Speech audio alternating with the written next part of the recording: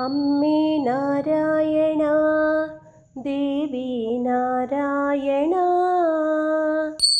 लक्ष्मी नारायणा भद्रे नारायणा अम्मे नारायणा देवी नारायणा लक्ष्मी नारायणा भद्रे नारायणा। देवी नारायणीयं दशकं 25 महासरस्वत्यवतारम्। अथामरा शत्रुविनाशतृप्ताः चिराय भक्त्या भवतीं भजन्तः मन्दी भवद्भक्तिहृदः क्रमेण पुनश्च दैत्याभिभवं समीयुः।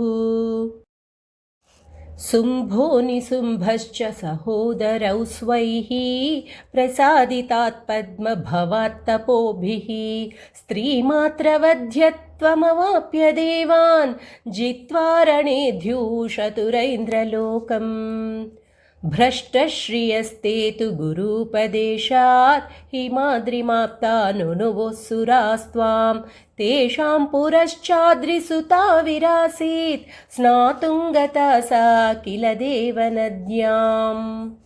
तद्देहकोशात् त्वमजा प्रजाता यतः प्रसिद्धा खलु कौशिकीति महासरस्वत्यभिधां दधाना त्वं राजसी शक्तिरितीर्यसे च। हिमाद्रिशृङ्गेषु मनोहराङ्गी सिंहाधिरूढा मृदुगानलोला श्रोत्राणि नेत्राण्यपि देहभाजां चकर्षिताष्टादशबाहुयुक्ता। विज्ञाय शुम्भः किल दूतवाक्यात् त्वां मोहनाङ्गीं दयितां चिकीर्षुः त्वदन्तिके प्रेषयति स्म दूतान् एकैकशस्निग्धवचो विलासान्। त्वां प्राप्यते कालिकया समेताः एकैकशुम्भगुणान् प्रभाष्य पत्नी भवास्येति कृतोपदेशाः तत्प्रातिकूल्यात् कुपिता बभूवुः। शुम्भाग्नया धूम्रविलोचनाख्यो रणोद्यतः कालिकया हतोऽभूत्। चण्डं च मुण्डं च निहत्य काली त्वत्फालजातद्रुधिरं पपौ च। चामुण्डिकेति प्रथिता ततः सा त्वां रक्तबीजोधयुयुत्सुरापा यद्रक्तबिन्दुद्भवरक्तबीज सङ्घैर्जगद्व्याप्तमभूदशेषम्।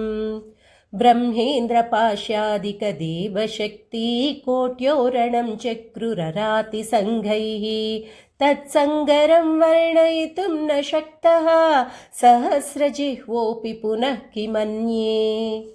रणेति घोरे विवृताननासा काली स्वजिह्वां खलु चालयन्ती त्वच्छस्त्रकृताखिलरक्तबीज रक्तं पपौ गर्जनभीतदैत्या। त्वया निशुम्भस्य शिरो निकृत्तं शुम्भस्य तत्कालिकयापि चान्ते अन्ये सुरास्त्वां शिरसा प्रणम्य पाताళमापोस्त्वदनुग्रहेण। हतेषु देवा रिपुषु प्रणम्य त्वां तुष्टुवुः स्वर्गमगुः पुनश्च। ते पूर्ववद्यज्ञः विर्हरन्तो भूमाववर्षं जहृषुश्च मर्त्याः। मातर्मदीये हृदि सन्ति दम्भदर्पाभिमानाद्यसुरा बलिष्ठाः। निहत्य तान् देह्य भयं सुखं च त्वमेव माता मम ते नमोऽस्तु। सर्वमङ्गलमाङ्गल्ये शिवे सर्वार्थसाधिके शरण्ये त्र्यम्बके देवी नारायणि नमोऽस्तु ते।